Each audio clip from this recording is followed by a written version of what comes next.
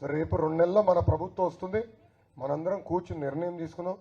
పంచాయతీగా ఉండాలంటే పంచాయతీగా ఉందాం, లేదు మెరుగైన సదుపాయాలు వస్తే కార్పొరేషన్కి వెళ్తే బాగుంటుందంటే అందరం కూర్చుని ఆలోచించుకుని తీసుకున్న ఒక నిర్ణయానికి వద్దాం.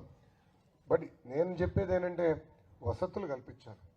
తాగునీరు, డ్రైనేజు, రోడ్, ప్రధానంగా ఈ 3 ప్రతి గడపకి రావాలి.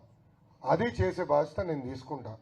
పెండింగ్లో ఉన్న సీసీ రోడ్లన్నీ యుద్ధ ప్రాతిపదికంగా పూర్తి చేసే బాధ్యత మన ప్రభుత్వం తీసుకుంటుంది. Thank you. మాకు ఊరిలో కనీసం 10-12 కుటుంబాలకి ఈ సమస్య ఉంది కనీసం.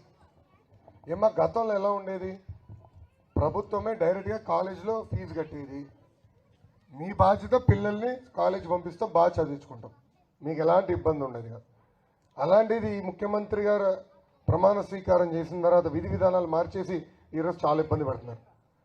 నువ్వే కాదమ్మా, చాలామంది ఇలాంటి చాలామంది విద్యార్థులు ఈరోజు సర్టిఫికేట్ రాక ఇబ్బంది పడుతున్నారు. మా అంచనా ప్రకారం 6 లక్షల మంది విద్యార్థులకి ఈరోజు మార్కులు ఇస్తారా. హాల్ టికెట్ కావాలంటే డబ్బులు కట్టాలి. ఎందుకు ఈ గోల? ఆ డబ్బులు ఏదో డైరెక్ట్గా వాళ్ళకి వేయచ్చు కదా. అందుకే పాత స్కూల్ ఫీ విధానం తీసుకొచ్చే బాధ్యత మన ప్రభుత్వం తీసుకుంటుంది. అది నంబర్ 1. రెండోది, పెండింగ్ ఉన్నాయి కొంతమంది సర్టిఫికెట్ రాక ఉన్నాయి 6 లక్షల మంది. అది కాలేజ్ యజమాని పిలిచి ప్రభుత్వమే వన్ టైం సెటిల్మెంట్ చేసి డబ్బులు కట్టేసి సర్టిఫికెట్లు విడుదల చేసే బాధ్యత మేము తీసుకుంటాం. ఓకేమ్మా, థ్యాంక్ యూ. బాగుంది. అసలు జనాభా ఎక్కువ, దానికి 2 అడుగుల లోతు తీయగానే వాటర్ వచ్చేస్తుంది. అసలు శుభ్రంగా లేదు. దాని గురించి కొంచెం ఏదైనా పరిష్కారం కావాలి. ప్లేస్ కూడా సరిలేదు. ఎప్పటి నుంచో చెప్తున్నాం కానీ అసలు పట్టించుకున్న వాళ్ళు కూడా లేరు. మన గవర్నమెంట్లో ఉన్నప్పుడు కూడా మేము ట్రై చేసాం. అది లోకేష్ లేడు కదా ఇక్కడ, లేకపోతే అదే లేదు, చాలా ప్రాబ్లంగా ఉంది మాకు. 2 అడుగులు తీయగానే వాటర్ వచ్చేస్తుంది. మనం బాడీ పెట్టడానికి కూడా ఇబ్బంది. గతంలో నిధులు కానీ వైకాపాలు అడ్డుపడే చేయనీ లేదు. నేను ఒకసారి వివరాలు కనుక్కుంటాను. లేదా ఆల్టర్నేటివ్ లొకేషన్ ఉంటే ఏం చేయాలనేది అవసరమైతే ప్రభుత్వమే భూమి కొనుగోలు చేసి శ్మశానం ఏర్పాటు చేసే విధానం తీసుకున్నాం. నగర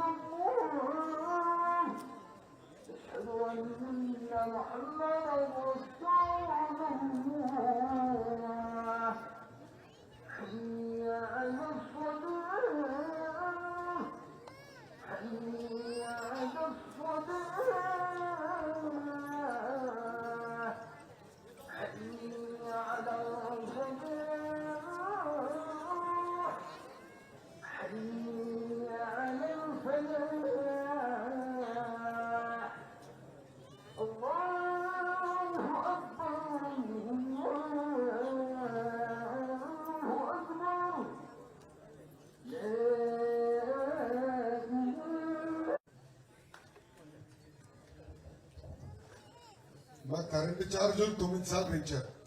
ఆర్టీసీ ఛార్జీలు 3 సార్లు పెంచారు. వాటర్ బాటిల్ ధరలు కూడా పెంచేశారు. అంతేకాకుండా మీరు చూస్తే ఊరిలో ప్రమాదంలో ఎవరైనా చనిపోతే మట్టి ఖర్చులకు 5,000, అదేవిధంగా నెల దాటే లోపల 4,95,000 రూపాయలు